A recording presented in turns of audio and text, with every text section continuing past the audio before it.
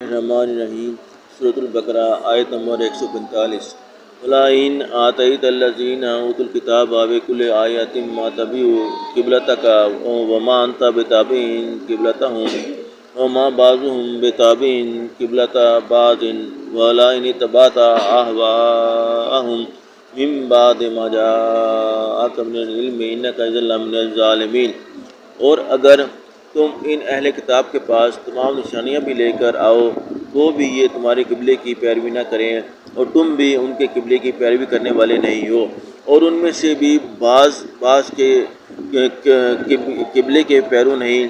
اور اگر تم باوجود اس کے کہ تمہارے پاس دانش یعنی وحی الہی آ چکی ہے ان کی خواہشوں کے پیچھے چلو گے تو ظالموں میں داخل ہو جاؤ گے۔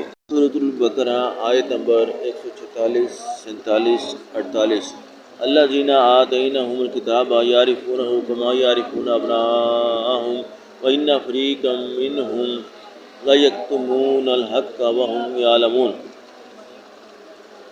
جن لوگوں کو ہم نے کتاب دی ہے وہ ان پیغمبر آخر الزمان کو اس طرح پہچانتے ہیں جیسا اپنے بیٹے کو پہچانا کرتے ہیں، مگر ایک فریق ان میں سے سچ بات کو جان بوجھ کر چھپا رہا ہے۔ الحق من ربک فلا تکونن من الممترین۔ اے پیغمبر صلی اللہ علیہ وسلم، یہ نیا قبلہ تمہارے پروردگار کی طرف سے حق ہے تو تم ہرگز شک کرنے والوں میں نہ ہونا۔ وَلِكُلٍّ وِجْهَةٌ هُوَ مُوَلِّيهَا فَاسْتَبِقُوا الْخَيْرَاتِ أَيْنَمَا تَكُونُوا يَأْتِ بِكُمُ اللَّهُ جَمِيعًا إِنَّ اللَّهَ عَلَىٰ كُلِّ شَيْءٍ قدیر۔ اور ہر ایک فرقے کے لیے ایک سمت مقرر ہے جدھر وہ عبادت کے وقت منہ کیا کرتے ہیں، تو تم نیکیوں میں سبقت حاصل کرو۔